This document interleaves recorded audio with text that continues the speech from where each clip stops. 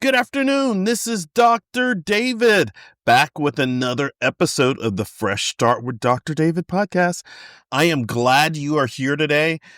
It is Friday. So Friday. Always take a minute to celebrate a win. We made it through this week. It's been a crazy one, and I don't have to tell you why, but it's been a really, really, really crazy week in a lot of different ways. But we made it to Friday. So that's an accomplishment and something to be celebrated. So welcome back today. As you may or may not know, I made a commitment for this season to do shorts. So shorts are short episodes to maintain everyone's attention. And these episodes are aimed to be 10 minutes or less. So instead of kind of like the comprehensive, 35, 45, 50, 1 hour kind of things, I'm doing little bite-sized pieces to give people, little bitty edible pieces of information that they can take in and use on a daily basis.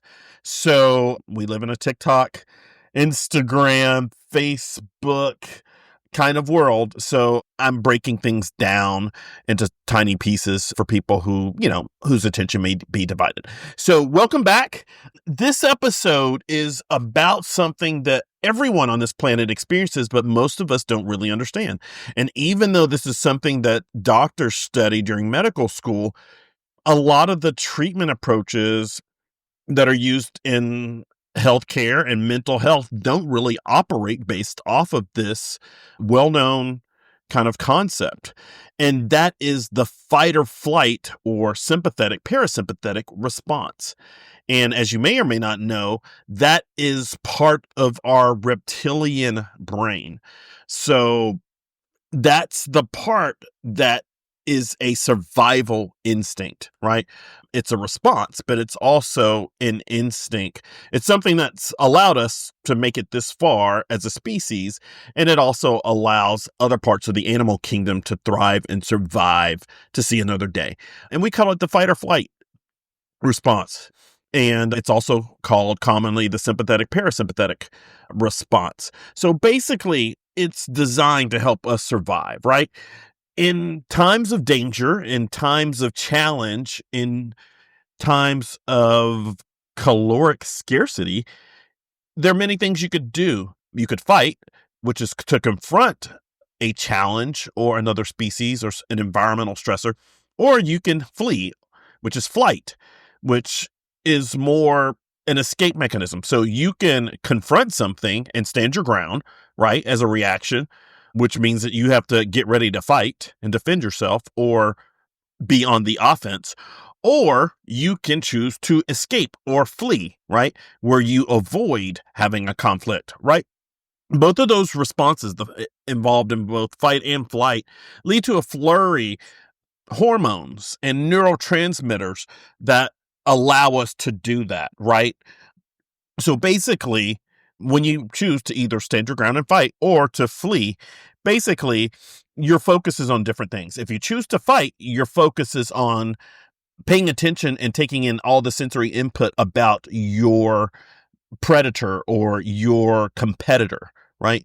And if you flee, then your focus shouldn't be on your competitor. It should be on escape and getting away and running as fast as can and where to hide and where to seek shelter and those kind of things, right? So they're both involving things that you use to survive, but in slightly different ways, right? Anxiety responses, those are associated with being on guard. They're also associated with worry, chronic worry, right? Which is some people's a common response to stressors in the environment or the feelings or senses of anxiety. Racing thoughts is another example of that. When is the next attack coming, right? Anxiety attack, panic attacks. We live in a society where everybody seems to have anxiety attacks, panic attacks, anxiety episodes, whatever you want to call them, depending on their severity. And I mean, I've got, people who come to my office and they honestly have to go to the ER in some circumstances, or in the past they had before we started doing work together. But, it's very, very common these days because people feel so overwhelmed and burned out and exhausted by so many competing, challenging stimuli in their lives that they just feel overwhelmed, right? And that's what leads to a panic attack. A panic attack or anxiety attacks also happen when all these things build up in your system, right? In your blood and have different effects on different parts, your breathing, right? Your heart, all your major organ systems. So the primary constant worry and reactionary hormones and neurotransmitters are generally called or come from the adrenal response or the adrenal medulla, right? And I call it an accelerator, right? It pushes the gas pedal on a lot of things, right? And a lot of the hormones that are involved, like epinephrine and norepinephrine, they are coming from your adrenal gland, your adrenal medulla, right? So you've got more epinephrine, you've got more norepinephrine. You also have more cortisol, which is called the stress hormone, right?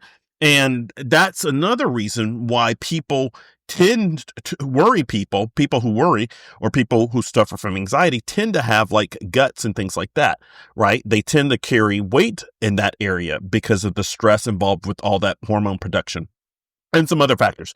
You also have less dopamine and less serotonin. And so that's something else that also happens when you've got these other things going on, right?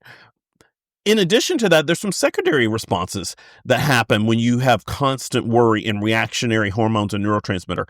I call this the brakes, right? And this is why, and part of the reason why you have what are called inhibitory neurotransmitters, right? And I call those the brakes, right? So if you break neurotransmitters down, which affect all of us, they do things to our brains, our bodies, things like that. There are excitatory neurotransmitters, right? And there are inhibitory ones. Excitatory ones kind of make things go and make things move forward, right? Inhibitory ones kind of put the brakes on things and stop them, right? Some of the more excitatory neurotransmitters would be things like epinephrine, dopamine, serotonin, acetylcholine, glutamate, things like that, right? Some of the inhibitory ones generally start with the letter G. Those are GABA and glycine, right? And a lot of medications that we have for anxiety operate off one of those two neurotransmitters, especially GABA, for instance, if you're talking about benzodiazepines, things like Xanax and Librium and Ativan and Valium, those kind of things, right? So those are the kind of the braking neurotransmitters, GABA and glycine. They put the brakes on things and they kind of slow things down, right? Those things also get involved as a reactionary response after the primary hormones and neurotransmitters have done their work. So it's this cascade of things where you go from being really, really hyped up to then slowing down. And then what happens is you get hyped up again and then you slow down again. And it's this constant thing. And it's almost like kind of what I explain to my clients when they come to my office for an appointment, especially if it's one that's focused on anxiety and kind of balance and things like that, is just if you could imagine a car going on the highway and what a disruption it would be to travel on the interstate if that car floored their accelerator, then slammed on the brakes, then floored the accelerator, then slammed on the brakes, and did that all day. Well, that's kind of like how that works, right? So that's what happens when people have anxiety and worry and things like that. A lot of times that's what happens is if you've got these huge polarities in their sense of well-being and kind of inhibition versus acceleration, right? And that's different from bipolar disorder. That's a different thing. But anyway, after that, you also have some tertiary worry and reactionary hormones and neurotransmitters. And then you have some quaternary ones, right? Primary means first degree. Secondary means second degree. Tertiary means third degree, and quaternary means fourth degree. So it's a cascade of different things happen. And then those lead to your outcomes in life. The reason why this is important is because in order to stop this accelerator, slam on the accelerator, slam on the brakes kind of way that your mind and body are operating is you have to notice that it's happening. So a lot of people aren't aware of it, right? You have to become aware of it. You have to acknowledge that it's happening, and then you have to find ways to tame it, right? And to stop it.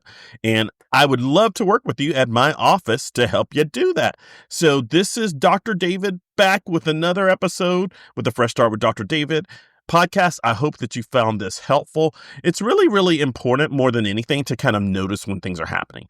Pay attention. Notice if you feel like you're always in a panic, or if you're just the opposite, you're always just kind of mellow, right? You want a normal kind of balance. You don't want to be stuck in one or the other. Now, if you're stuck in mellow, obviously you're going to have fewer heart conditions and things like that, but you might not also kind of seize the moment when it's time to do that in life situations. So you want a nice balance between those things.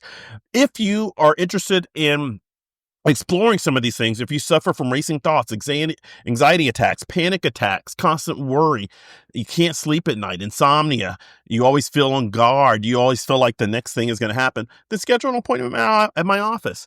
I'd love to talk with you about it. And I can offer you a free in-person discovery consultation, or it can be virtually or over the phone. And we'll get to the bottom of it. We'll start talking about it and we'll figure out some things. One thing I can tell you is music makes a big difference. And so if you're trying to change the mood, music and sound are some of the best things that you can do. And with that, I will see you on the next episode. Take care. Bye-bye.